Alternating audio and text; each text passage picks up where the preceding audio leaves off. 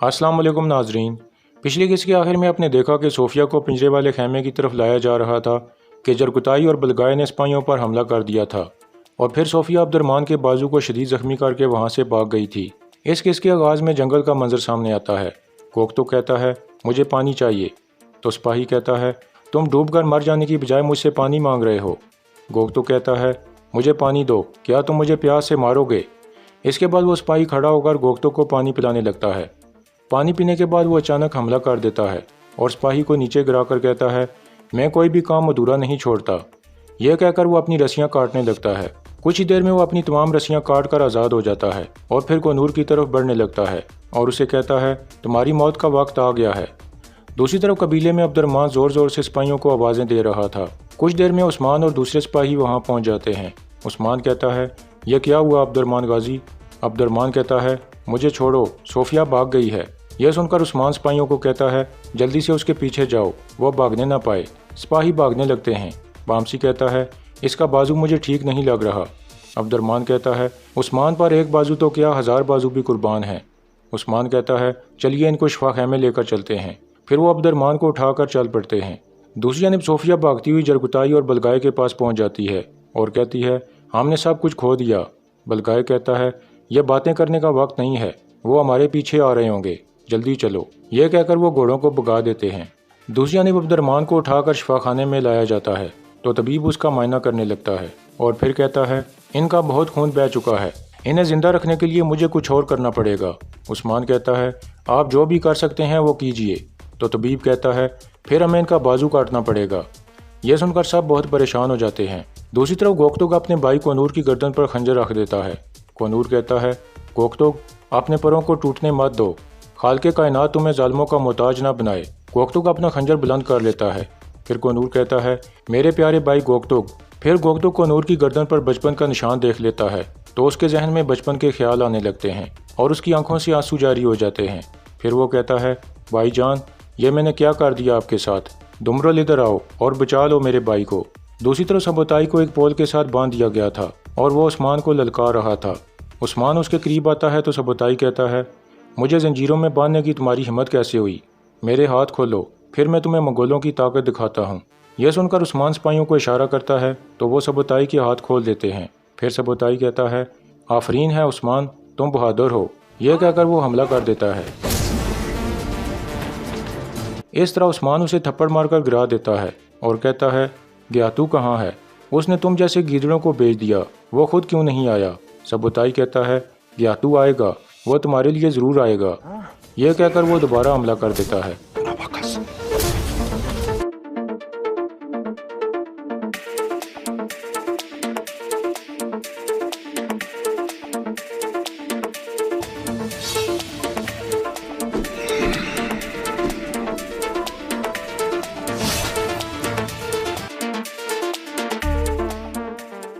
इस तरह उस्मान सबोताई का सर उतार देता है। सब सिपाही उस्मान साहब जिंदाबाद के नारे लगाने लगते हैं। फिर उस्मान कहता है इस काफिर का सर ग्यातू को भिजवा दो। इसके बाद सिपाही मंगोलों की लाशें उठाने लगते हैं। गजल खातून और बहादुर भी एक तरफ आ जाते हैं तो बहादुर कहता है यह आपके चेहरे पर परेशानी क्यों है, आप उस्मान के बारे में ज़्यादा मत सोचिए, अगर उसने ये फतवात हासिल कर ली हैं तो क्या हुआ, मैं उसे सरदार नहीं बनने दूंगा। गजल कहती है मसला उस्मान का नहीं है बेटा, मसला आने वाली तबाही का है। हम उस्मान से छुटकारा हासिल कर लेंगे लेकिन उस ग्यातू से नहीं। उस्मान ने इस बार हद पार कर दी है। सबोताई ग्यातू का बहुत खास आदमी था। जब ग्यातू को पता चलेगा तो वो गुस्से से पागल हो जाएगा। फिर वो अपना लश्कर लेकर कबीले पर हमला कर देगा। सिर्फ एक ही शख्स है जो हमें बचा सकता है और वो है तुम्हारा मामू यावलक हसन। अब तुम जाओ और उनको सारी सूरत हाल से आगाह करो। दूसरी जानिब सोफिया और बलगाए किले में पहुंच जाते हैं। घोड़े से उतरकर सोफिया कहती है उस्मान सबोताई को जिंदा नहीं छोड़ेगा, ग्यातू को यहाँ लाने का बायस खुद उस्मान ही बनेगा। बलगाए कहता है वो यहाँ नहीं आएगा सोफिया, वो आधे रास्ते से ही वापस चला गया है। आप देखना यह है कि उस्मान कब तुम्हारे किले पर हमला करता है, अभी तक घूंगर की भी कोई खबर नहीं है। इतने में अंदर से हेलन कुछ नकाब पोश सिपाहियों को लेकर बाहर आ जाती है। फिर बलगाए पूछता है ये कौन है। सोफिया कहती है उस्मान की जान लेने वाले फरिश्ते, ये जल्लाद हैं।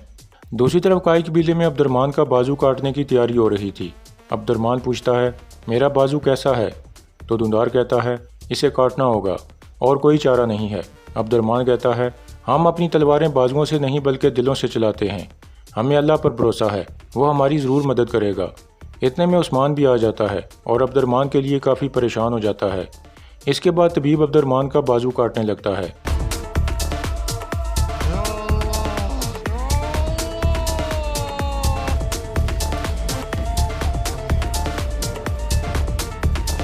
اس طرح عبد الرحمن کا بازو کاٹ دیا جاتا ہے۔ دوسری جانب قلعے میں بلگائے ان آدمیوں کو غور سے دیکھنے لگتا ہے اور پھر کہتا ہے، عثمان نے میرے آدمیوں کو مار دیا اور تمہارے سرماؤں کو بھی۔ تمہیں کیا لگتا ہے کہ یہ تمہارا بدلہ لے لیں گے؟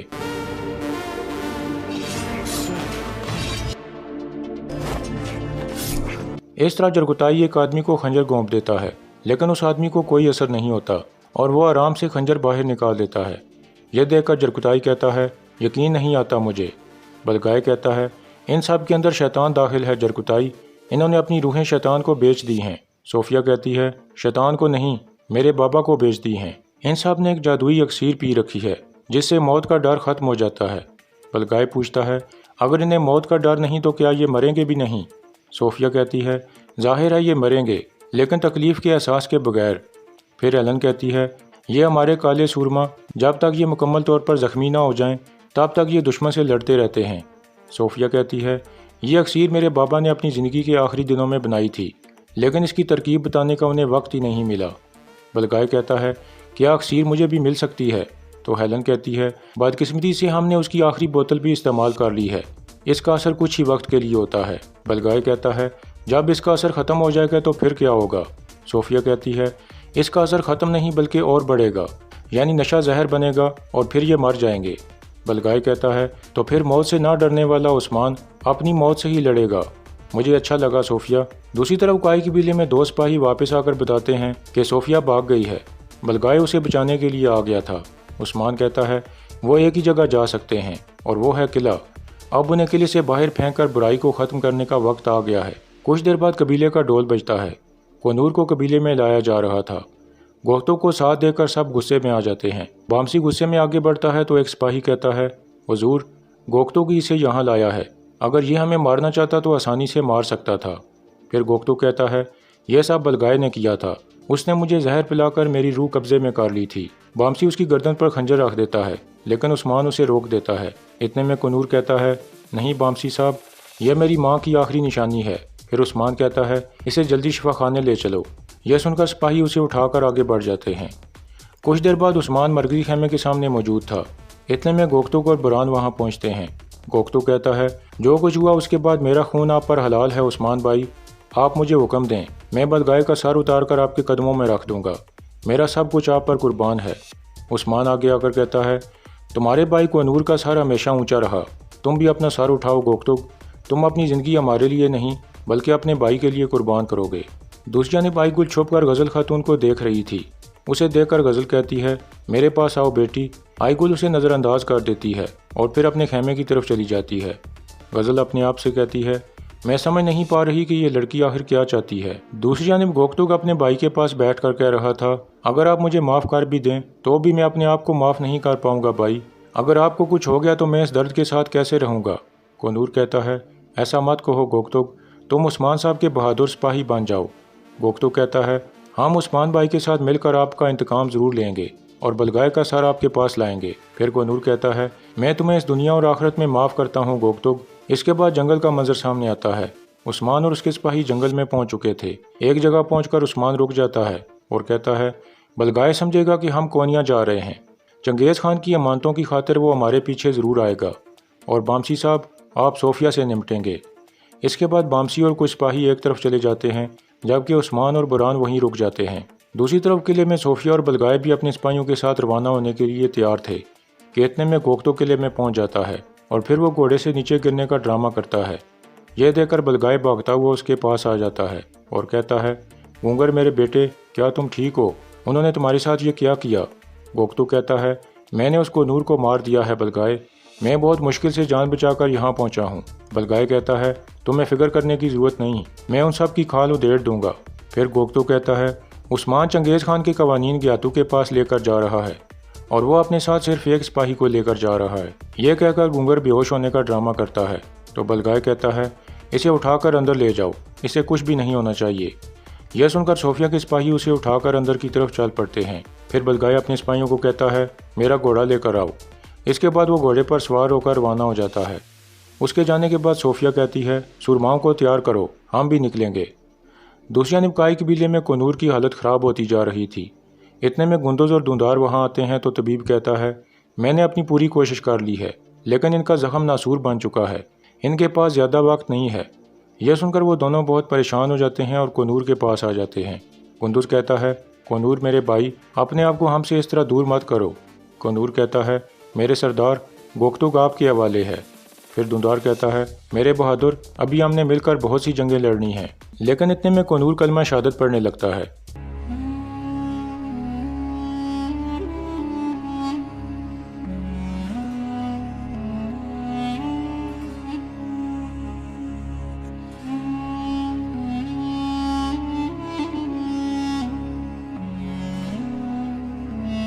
इस तरह कोनूर शहीद हो जाता है। दूसरी तरफ किले में सोफिया के सिपाही गोकतुग को लेकर जा रहे थे कि इतने में वो अचानक उन पर हमला कर देता है। सबको मारने के बाद गोकतुग कहता है, मैं इस जंग में आपको अकेला नहीं छोड़ूंगा उस्मान भाई। यह कहकर वो आगे बढ़ जाता है। दूसरी तरफ उस्मान और बुरहान अकेले आगे बढ़ रहे थे, जबकि बलगाई भी उनके करीब पहुंच चुका था और छुप कर उन्हें देख रहा था। फिर वो जरकुताई को कहता है, शाम के वक्त ये ज़रूर किसी जगह क़याम करेंगे, उस वक्त हम इन पर हमला कर देंगे। दूसरी जानिब कोनूर का जनाजा तैयार था। गुंदुज साहब से मुखातिब होकर एक पुरजोश खिताब करता है और शहीदों के लिए कुछ नेक अल्फाज बोलता है। आखिर में वो सब अल्लाह अकबर कहते हुए जनाजा उठा लेते हैं और कब्रिस्तान की तरफ चल पड़ते हैं। दूसरी तरफ उस्मान और बुरहान एक जगह अपने घोड़े रोक लेते हैं। घोड़े से उतरकर उस्मान कहता है, बुरहान, अपनी आंखें खुली रखना, जल्द कुछ मेहमान आने वाले हैं। दूसरी तरफ सोफिया अपने सिपाहियों के साथ आगे बढ़ रही थी कि सामने से बामसी और सिपाही आ जाते हैं। बामसी कहता है, तुम जितना भाग सकती हो भाग लो सोफिया, लेकिन तुम्हारी मौत के वक्त मेरा चेहरा तुम्हारे सामने होगा। फिर एलन जोर से कहती है, शहजादी की हिफाजत करो। यह सुनकर सब घोड़ों से उतर आते हैं।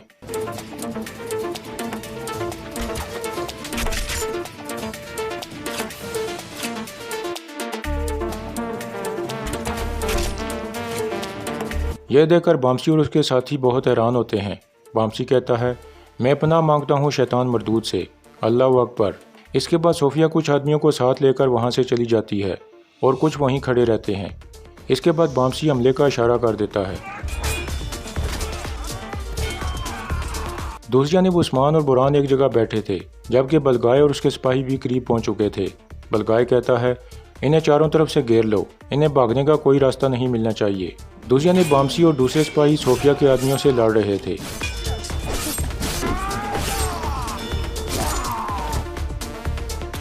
इस तरह वो सबको गिरा देते हैं और समझते हैं कि ये सब मर चुके हैं, लेकिन कुछ ही देर में वो दोबारा खड़े होने लगते हैं। एक सिपाही कहता है, हम इनसे जीत नहीं सकते बामसी साहब। बामसी कहता है, नहीं मेरे बच्चों नहीं, हमें बिल्कुल मायूस नहीं होना, अपनी तलवारों को इन शैतानों के दिलों पर मारो। इसके बाद दोबारा लड़ाई शुरू हो जाती है।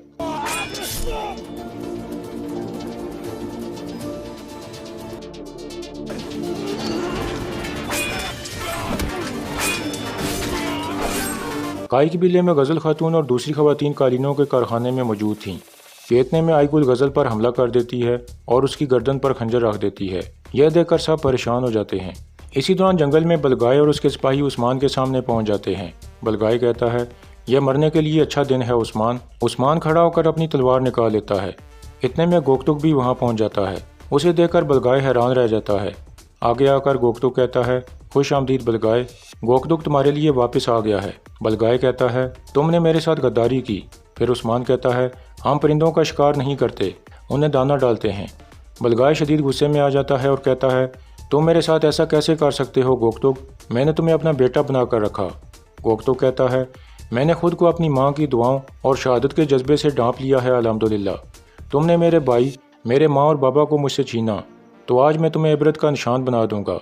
बलगाय कहता है, आ जाओ फिर और मरने के लिए तैयार हो जाओ। दूसरी जानिब बामसी और सोफिया के सिपाहियों के दरमियान लड़ाई जारी थी।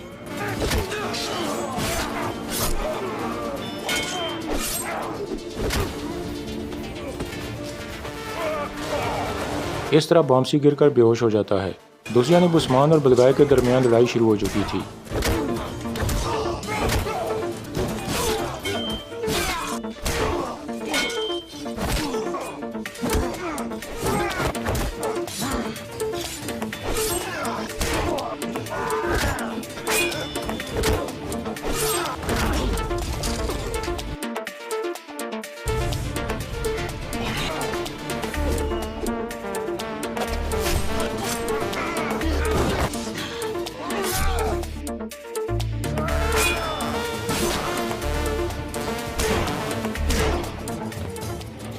इस तरह उस्मान बलगाए को ज़ख्मी करके गिरा देता है, जबकि जरगुताई भी ज़ख्मी हो चुका था। फिर उस्मान कहता है, खून में रंगी हुई हमारी तलवारों से इंसाफ का मज़ा चखेंगे ये गोकतुग, अब इनका आखिरी वक्त आ चुका है। काय कबीले में आईगुल ने जोरा के गले पर खंजर रखा हुआ था, तो बाला उसे बातों में लगाने की कोशिश करती है, जिससे आईगुल का ध्यान दूसरी तरफ हो जाता है। इतने में सलजान आगे बढ़कर अचानक आईगुल को काबू कर लेती है और गज़ल को बचा लेती है। आईगुल रोने लगती है और कहती है, क्या कर दिया, ये सब खत्म होने वाला था। फिर वो मुसलसल रोने लगती है। इसी दौरान जंगल में बामसी होश में आ जाता है। फिर वो खड़ा होकर दोबारा ऊपर आ जाता है।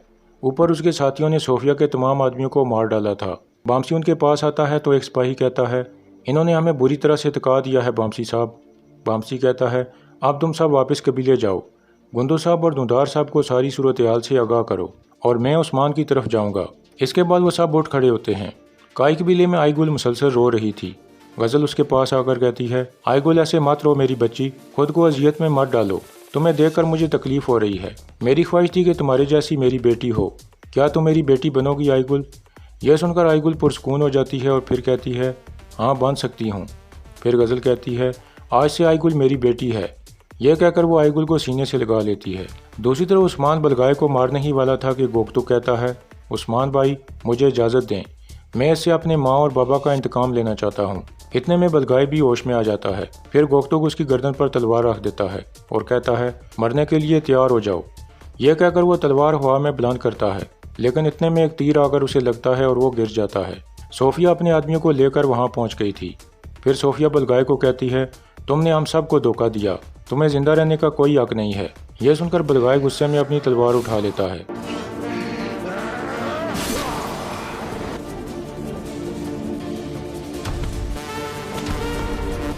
इस तरह उस्मान बलगाए का खात्मा कर देता है। फिर सोफिया कहती है, अच्छा है, तुमने तो मुझे मुश्किल से बचा लिया उस्मान। वैसे रास्ते में बामसी और तुम्हारे सिपाही भी अभी तक मर चुके होंगे, इसलिए हथियार डाल दो। उस्मान कहता है, तो कभी हथियार नहीं डालते, क्या अब तक तुम्हें समझ नहीं आई? यह सुनकर सोफिया के आदमी तलवारें निकाल लेते हैं। उस्मान अल्लाह अकबर का नारा लगाते हुए हमला कर देता है।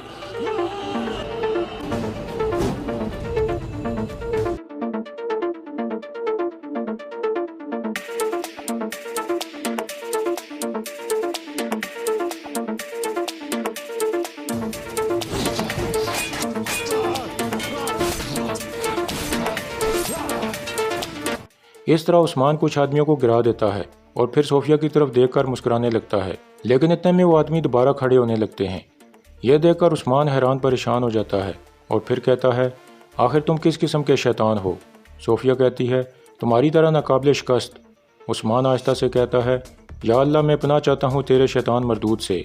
इतने में बुरान भी होश में आ जाता है और फिर उस्मान दोबारा हमला कर देता है।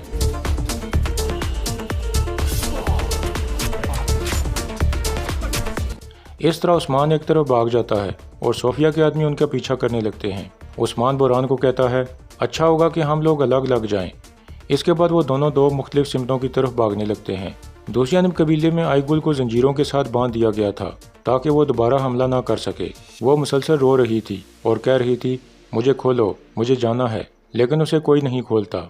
आखिर में बाला उसे बातों में लगा लेती है तो आईगुल सुकून से बैठ जाती है। दूसरी तरफ बुरान गोकतुग के पास पहुंच जाता है और उसे होश में लाने की कोशिश करता है। कुछ देर में गोकतुग होश में आ जाता है और पूछता है, उस्मान साहब कहाँ हैं?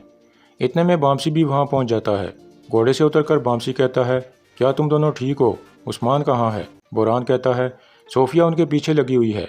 सोफिया के आदमियों की तादाद काफ़ी ज़्यादा है। इसी दौरान उस्मान जा रहा था कि सामने से सोफिया के दो आदमी आ जाते हैं। तो उस्मान कहता है, चलो देखते हैं कि तुम्हारी खाल कितनी मोटी है।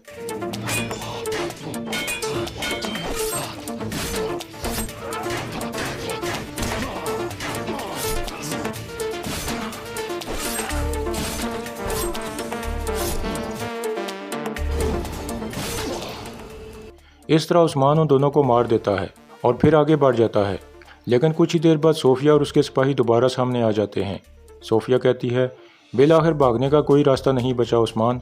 मेरे बाबा को सिर्फ तुम्हारी वजह से कुंस्तांतिनिया में मार दिया गया था। उनकी मौत के वक्त मैंने कसम खाई थी कि तुम्हें जिंदा नहीं छोड़ूंगी। उस्मान कहता है, वैसे ख्याल अच्छा है सोफिया। सोफिया कहती है, मेरे बाबा की आखिरी ख्वाहिश ये थी कि तुम्हें इन्हीं सरजमीनों के नीचे दफन कर दिया जाए जो तुमने हमसे छीनी।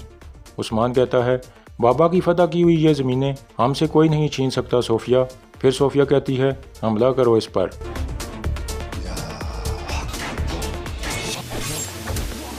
دوسری جانب دھندار کہہ رہا تھا کوئی ایسا طبیب مل جائے جو میری بیٹی کو ٹھیک کر دے، میری پھول جیسی بیٹی زنجیروں میں جکڑی ہے، مجھ سے یہ سب دیکھا نہیں جاتا۔ غزل کہتی ہے میرے دماغ میں اس کا ایک حل ہے حضور، ہم آئی گل کو کستہ مونو بھیج دیتے ہیں، وہ جگہ میرے بھائی کے قبیلے کے بہت قریب ہے، وہاں بہت اچھے طبیب موجود ہیں۔ یہ سن کر دھندار سوچ میں پڑ جاتا ہے اور پھر کہتا ہے ٹھیک ہے، اسے فوراً بھیجتے ہیں۔ دوسری جانب لڑائی جاری تھی۔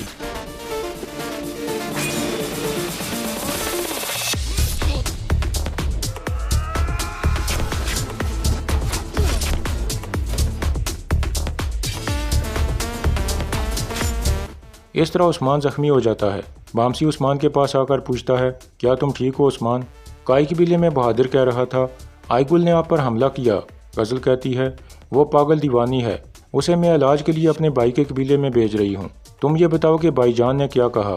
بہادر کہتا ہے وہ ہمیں گیاتو سے بچائیں گے امی، اور اس سے بات چیت کریں گے، لیکن وہ چاہتے ہیں کہ عثمان کے پاگل پن کو روکیں۔ غزل کہتی ہے عثمان صوفیہ کے جال میں پھنس چکا ہے، اب وہ نہیں بچ سکتا، اس کی موت کی خبر جلد آ جائے گی۔ دوسری جانب صوفیہ کے مزید سپاہی بھی آ جاتے ہیں، لیکن بوران اور گوکٹوک لگاتار ان پر تیر برسانے لگتے ہیں جس سے وہ رک جاتے ہیں، اور اسی دوران بامسی عثمان کو لے کر وہاں سے نکلنے میں کامیاب ہو جاتا ہے۔ کچھ دیر بعد گوکٹوک اور بوران بھی وہاں سے بھاگ جاتے ہیں۔ قبیلے میں غزل خاتون کھانا کھا رہی تھی، اتنے میں سالتک سپاہی وہاں آ کر کہتا ہے آپ نے مجھے بلایا تھا غزل خاتون؟ غزل کہتی ہے میں تمہیں اپنا بیٹا سمجھتی ہوں، میرے ساتھ بیٹھ کر کھانا کھاؤ۔ غزل کے اصرار کرنے کے بعد وہ بیٹھ جاتا ہے۔ پھر غزل کہتی ہے میں نے تمہیں دھندار کا خاص سپاہی بنایا، میں تمہاری ماں جیسی ہوں بیٹا، اب میں تم سے ایک بیٹا بننے کی توقع رکھتی ہوں۔ سالتو کہتا ہے جو آپ کا حکم۔ پھر غزل کہتی ہے آئی گل نے میرے ساتھ جو کیا وہ تم جانتے ہو، اور تم ان لوگوں کی تقدیر سے واقف ہو جو لوگ مجھے مارنے کا سوچتے ہیں۔ آئی گل قبیلے سے جائے گی اور تم اس کے ساتھ جاؤ گے، راستے میں تم اسے مار ڈالو گے۔ سالتو کہتا ہے اگر دھندار صاحب کو پتہ چلا تو وہ میری نسل مٹا دیں گے، اور اس کے علاوہ اس لڑکی کا دماغ کام نہیں کرتا غزل خاتون۔ غزل کھڑی ہو کر کہتی ہے میں بھی تو یہی کہہ رہی ہوں کہ اس کا دماغ کام نہیں کرتا، اگر وہ کہیں سے گر جائے یا پہاڑی سے چھلانگ لگا دے تو پھر کون سوال کرے گا تم سے؟ یہ سن کر سالتک رضامند ہو جاتا ہے اور کہتا ہے جیسے آپ کا حکم غزل خاتون۔ دوسری طرف صوفیہ کہتی ہے ہم واپس قلعے جا رہے ہیں۔ یہ کہہ کر وہ سب قلعے کی طرف روانہ ہو جاتے ہیں۔ اسی دوران جنگل میں بامسی کہہ رہا تھا ہمیں فوراً واپس قبیلے پہنچنا ہوگا عثمان بیٹا، تاکہ تمہارے زخم کا علاج کیا جا سکے۔ اس کے بعد عثمان کھڑا ہو جاتا ہے تو گوکٹو کہتا ہے یہ مجھ سے کیا ہو گیا عثمان بھائی، میرا بھائی شہید ہو گیا۔ عثمان کہتا ہے وہ جس نے تمہارے ہاتھوں سے تمہارا بھائی مروا دیا میں نے اسے مار دیا ہے، لیکن نہ ہی ظلم ختم ہوا اور نہ ہی ظالم، اب ہم ہر حال میں ثابت قدم رہیں گے۔ یہ کہہ کر عثمان بے ہوش ہو جاتا ہے تو اس کے ساتھی اسے سہارا دے کر گھوڑے کی طرف چل پڑتے ہیں۔ دوسری جانب آئی گل کو غزل کے بھائی کے قبیلے کی طرف روانہ کیا جا رہا تھا۔ دھندار اپنی بیٹی سے ملاقات کرتا ہے اور کہتا ہے زیادہ وقت نہیں لگے گا بیٹی، میں جلد تمہیں واپس لے آؤں گا، اس کے بعد میں تمہیں خود سے کبھی دور نہیں کروں گا۔ اس کے بعد آئی گل گھوڑے پر سوار ہو جاتی ہے اور اسے لے کر قافلہ روانہ ہو جاتا ہے۔ کچھ دیر بعد قبیلے کا ڈھول بجتا ہے، عثمان کو زخمی حالت میں قبیلے لایا جا رہا تھا۔ سب لوگ بہت پریشان ہو جاتے ہیں۔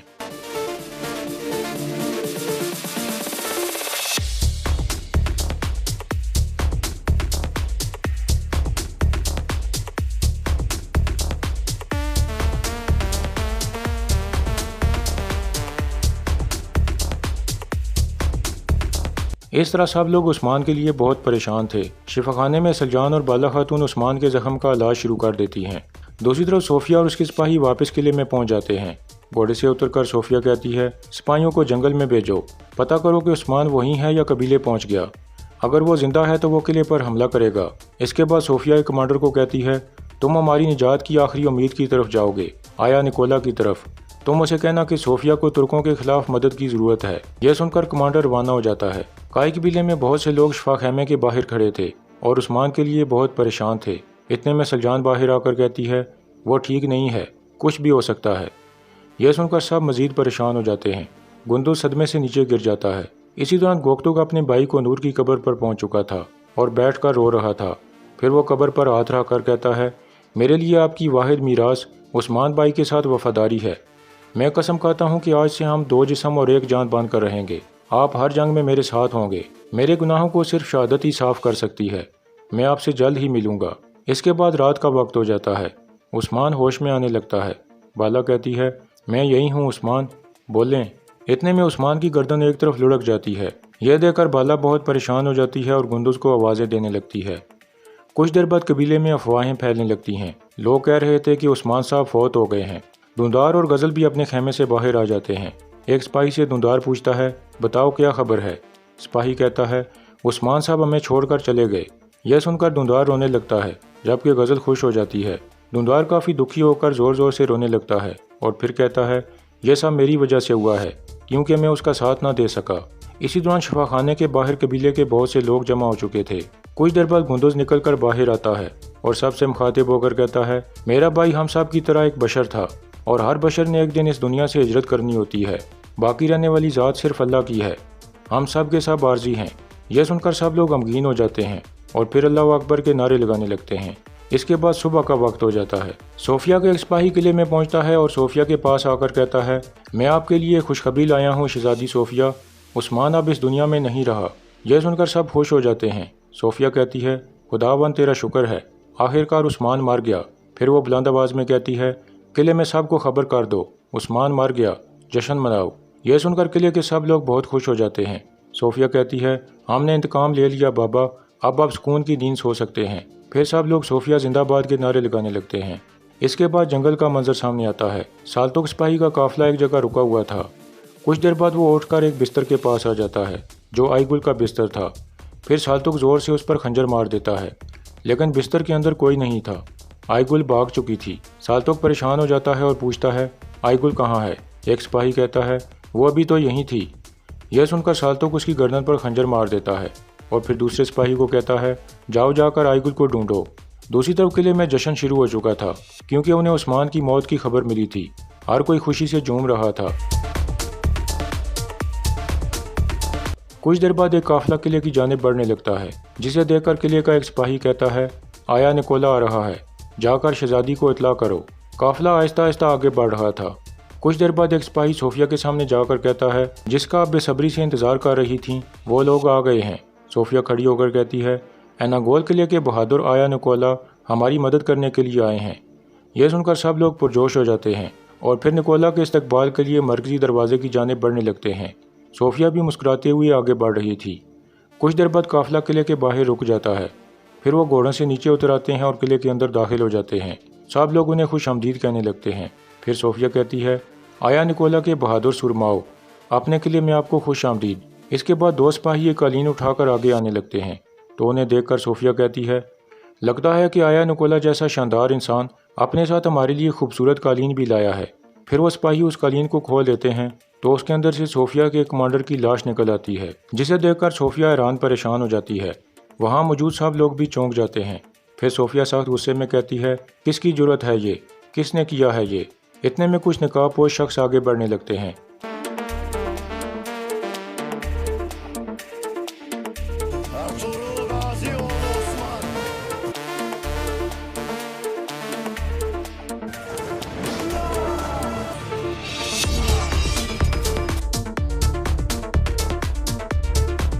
عثمان کو زندہ دیکھ کر صوفیہ حیران رہ جاتی ہے۔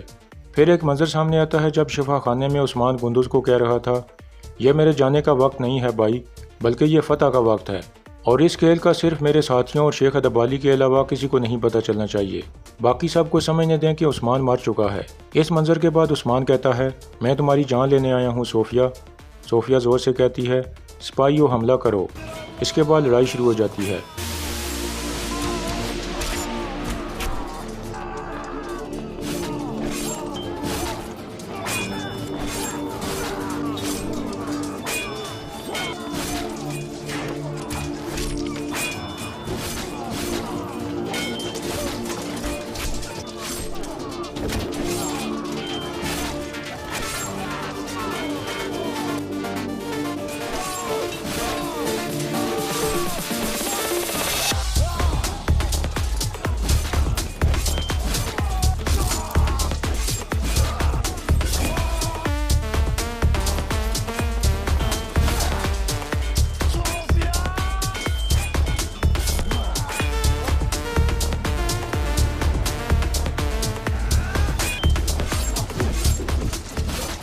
اس طرح عثمان صوفیہ کے سامنے پہنچ جاتا ہے تو صوفیہ کہتی ہے یقیناً آج میں اپنا ادھورا کام پورا کروں گی۔ عثمان کہتا ہے میں اس کے لیے کوئی تمہاری قبر بنا دوں گا صوفیہ۔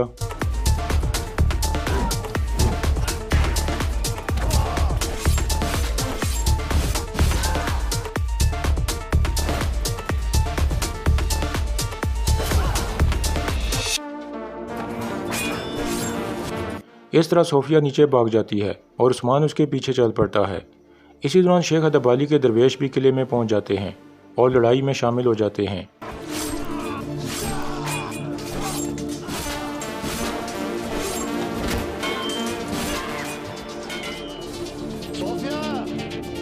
اس طرح عثمان ایک بار پھر صوفیہ کے سامنے پہنچ جاتا ہے اور کہتا ہے بھاگنے کی کوئی جگہ نہیں بچی صوفیہ۔ صوفیہ کہتی ہے میں تمہیں اور تمہاری نسل کو مٹا ڈالوں گی۔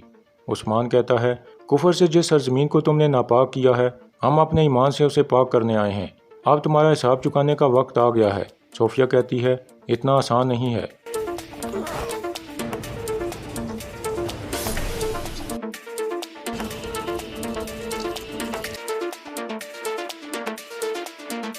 صوفیہ کے پیٹ میں تلوار گھونپ کر عثمان کہتا ہے یہ شیطانیاں تمہیں کبھی نفع نہیں پہنچائیں گی صوفیہ، ہم وہ ترک ہیں جو ظالموں اور کافروں کے لیے اللہ کا عذاب بن کر نازل ہوتے ہیں۔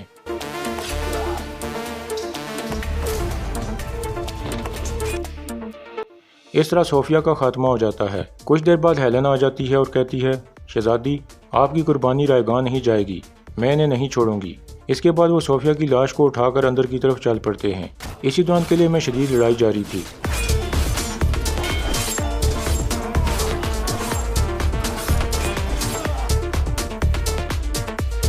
اس طرح وہاں موجود صوفیہ کے تمام سپاہی مارے جاتے ہیں۔ عثمان اور اس کے سپاہی ایک جگہ کھڑے ہو جاتے ہیں۔ پھر عثمان صاحب سے مخاطب ہو کر کہتا ہے میرے ساتھیوں، وہ جس نے ہمیں اس عظیم فتح کی توفیق دی اس خالق کائنات کا ہم شکر ادا کرتے ہیں۔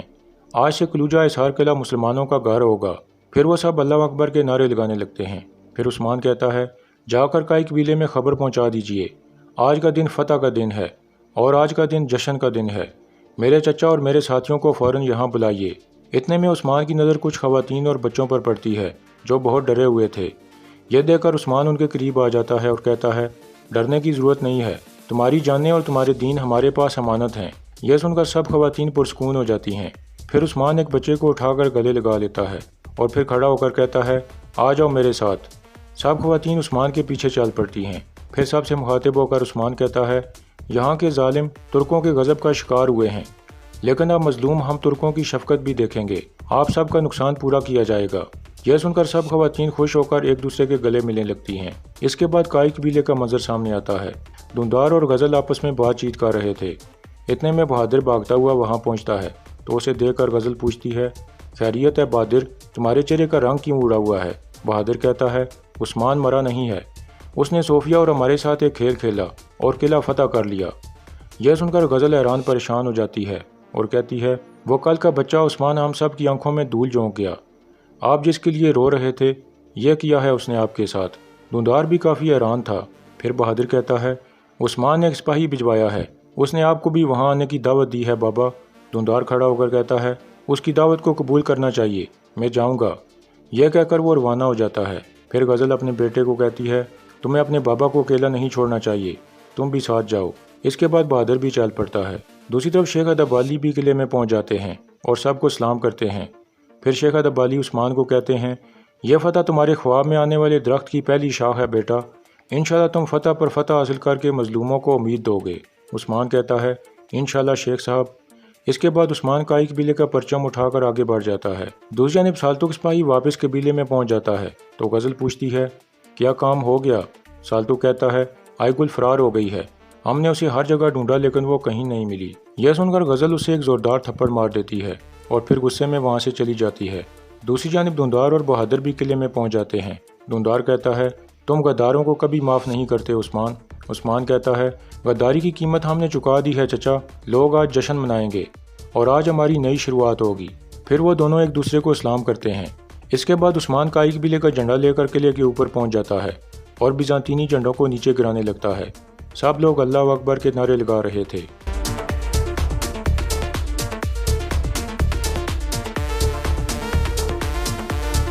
اس طرح قلعے پر کائی قبیلے کے جھنڈے لہرا دیے جاتے ہیں۔ دوسری جانب غزل اور برجن آپس میں بات چیت کر رہی تھیں کہ اتنے میں مرکزی خیمے سے آئی گل نکل کر باہر آ جاتی ہے اور غزل کا نشانہ لے کر تیر چلا دیتی ہے، لیکن برجن غزل خاتون کے سامنے آ جاتی ہے جس سے وہ تیر اسے لگ جاتا ہے۔ اس طرح برجن نیچے گر کر مر جاتی ہے۔ آئی گل بہت پریشان ہو جاتی ہے اور کہتی ہے یہ کیا کر دیا میں نے۔ دوسری طرف عثمان نے قلعے پر اپنا جھنڈا لہرا دیا تھا۔ پھر وہ سب سے مخاطب ہو کر کہتا ہے ایمان کا جذبہ لیے اللہ کی راہ میں لڑنے والوں، میرے ساتھیوں، ہم کائی کے لوگ ہیں، ہمارا مقصد رضائے الہی ہے، ہم اللہ کا دین چپے چپے پر پہنچانے آئے ہیں جو ظالموں سے ہماری حفاظت کرتا ہے۔ ہم نے کافروں کے خلاف بہت سی مشکلات کا سامنا کیا، جب تک ہم سب متحد ہیں کوئی بھی ہمارے سامنے کھڑا نہیں ہو سکتا۔ کچھ دوست آج ہمارے ساتھ نہیں ہیں، وہ اللہ کی راہ میں لڑتے ہوئے شہید ہو گئے۔ میرے ساتھیوں، آج سے ہم رکنے والے نہیں ہیں، ہماری تلواروں کی آوازیں قسطنطنیہ تک سنی جائیں گی۔ پوری دنیا کے لیے ہمارا پیغام ہے، ہمیشہ کے لیے انصاف اور ہمیشہ کے لیے آزادی۔ یہ کہہ کر عثمان جھنڈا لہرانے لگتا ہے اور سب لوگ اللہ اکبر کے نعرے لگانے لگتے ہیں۔ آخر میں عثمان قلعے کے اوپر کائی قبیلے کا جھنڈا گاڑ دیتا ہے۔ اس طرح سیزن 1 کا اختتام ہو جاتا ہے۔